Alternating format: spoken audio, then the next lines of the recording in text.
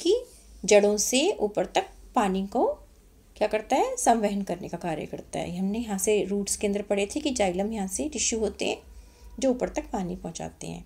अब आज हम पढ़ेंगे फ्लोएम, और फ्लोएम के लिए हमें पता होना चाहिए ये दोनों ही ऊतक, जाइलम और फ्लोएम, इनको हम सामूहिक रूप से संवहन बंडल कहते हैं ना।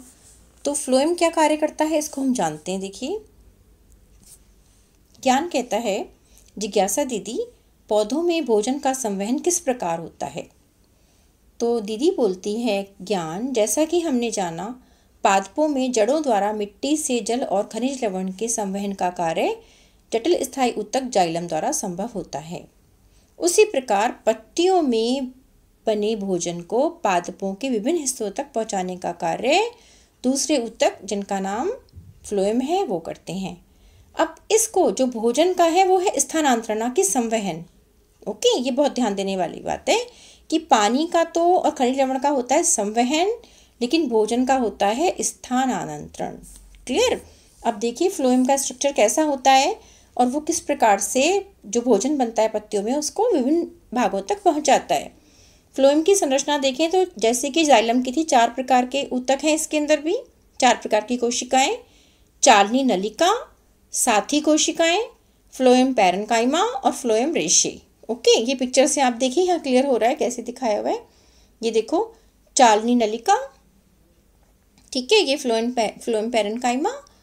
उसके बाद साथी कोशिका, ये जो बना हुआ है एरो के साथ, ये दिखाई है इस तरह से, ये वाली साथी कोशिका और चालनी नलिका। ठीक है, यहाँ पर पोरस, ये आपकी बीच में छेद होते हैं, यहाँ से संवहन होता है।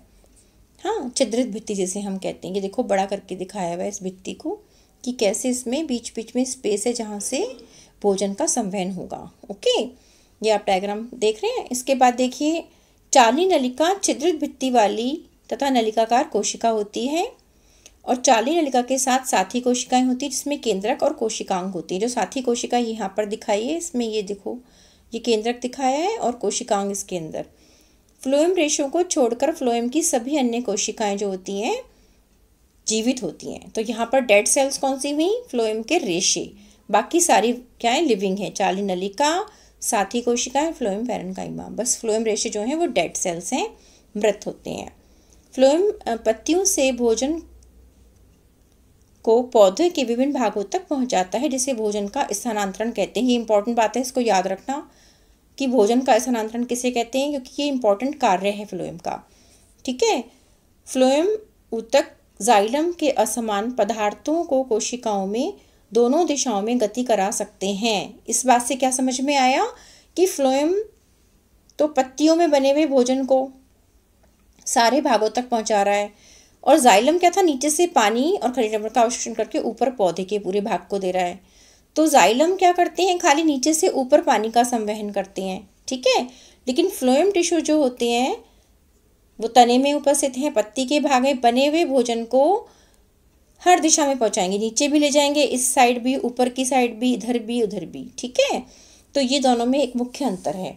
अब देखिए क्वेश्चंस, फ्लोएम के जो ऊतक हैं उनके संगठक के नाम लिखने हैं। तो संगठक कौन कौन से हैं? हमने 4 पढ़े थे फ्लोएम के संगठक, चालनी नलिका, साथी कोशिकाएं, फ्लोएम पैरेन्काइमा और फ्लोएम रेशे। ये आप यहाँ से लिख देंगे। ओके, अब जाइलम और फ्लोएम में अंतर स्पष्ट करें तो अंतर आपको मिल गया। सबसे पहला अंतर है कि फ्लोएम की सारी कोशिकाएं बस फ्लोएम रेशे को छोड़कर सारी कोशिकाएं जीवित होती हैं, और उसमें क्या था? मृत थी खाली जाइलम पैरेन्काइमा को छोड़कर, है ना। और इसके अंदर भोजन का स्थानांतरण होता है, और वहाँ पर क्या होता है? खनिज लवण और पानी का संवहन होता है जाइलम में। जाइलम ऊतक जो कार्य करते हैं, और फ्लोएम ऊतक जाइलम के असमान, ये डिफरेंस आ गया ना, पदार्थों को कोशिकाओं में दोनों दिशाओं में गति करा सकते हैं, वहाँ पर ऐसा नहीं था। अब देखिए पादपों में फ्लोएम का क्या कार्य होता है, ये भी आ गया साथ साथ। ये कार्य यहाँ से आप लिखेंगे, ये दोनों चीज़ें, दोनों पॉइंट आप इसमें लिखेंगे। क्लियर? ये कार्य हैं इसके, भोजन का स्थानांतरण और भोजन को पौधे के हर भाग पर पहुंचाना। पादपों में भोजन का स्थानांतरण क्यों जरूरी है? क्यों जरूरी होता है कि पौधे जो होते हैं वो स्वयं भोजन का निर्माण करते हैं, तो इसलिए भोजन को हर एक हिस्से तक पहुंचाना बहुत ज़रूरी होता है, क्योंकि पौधा वृद्धि करेगा तो भोजन से ही, और भोजन जब तक हर भाग में नहीं पहुंचेगा तो पौधे की वृद्धि नहीं हो पाएगी, है ना। इसलिए भोजन को हर भाग में पहुंचाना बहुत ज़रूरी है पौधे को, क्योंकि वो अलग से तो कहीं भोजन ले नहीं रहा, अपना खुद ही भोजन बनाता है। फ्लोएम ऊतक को जटिल स्थायी ऊतक क्यों कहते हैं? जटिल स्थायी ऊतक क्या थे? जो टिश्यू थे आपके विभाजित तक, वो जब बाद में क्या होते हैं, स्थायी ऊतक बन जाते हैं विशेष कार्य के लिए। और जटिल हैं क्योंकि ये अलग अलग प्रकार की कोशिकाओं से बने हुए हैं, इसलिए इनको जटिल स्थायी ऊतक कहते हैं, क्योंकि अलग प्रकार की कोशिकाओं से बने, स्थायी हैं, एक विशेष कार्य के लिए इनका संगठन होता है। ठीक है, दोनों का, जाइलम है चाहे फ्लोएम है, तो इसलिए हम इनको जटिल स्थायी ऊतक कहते हैं। क्लियर? अभी आपने समझ लिया फ्लोएम को अच्छे से, जाइलम ने पिछली उसमें समझे थे वर्कशीट में। अब आप क्वेश्चंस कर लेना बेटा अच्छे से। Okay, thank you.